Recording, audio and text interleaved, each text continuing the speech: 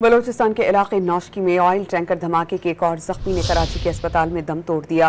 Rescue हुकाम के मुताबिक मुतवफ़्फ़ी की शनाख्त 28 साला शौकत के नाम से हुई।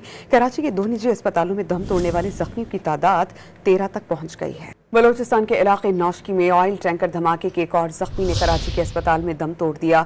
रेस्क्यू हुकाम के मुताबिक मुतवफ़्फ़ी की शनाख्त 28 साला शौकत के नाम से हुई। कराची के 2 निजी अस्पतालों में दम तोड़ने वाले जख्मियों की तादाद 13 तक पहुंच गई है।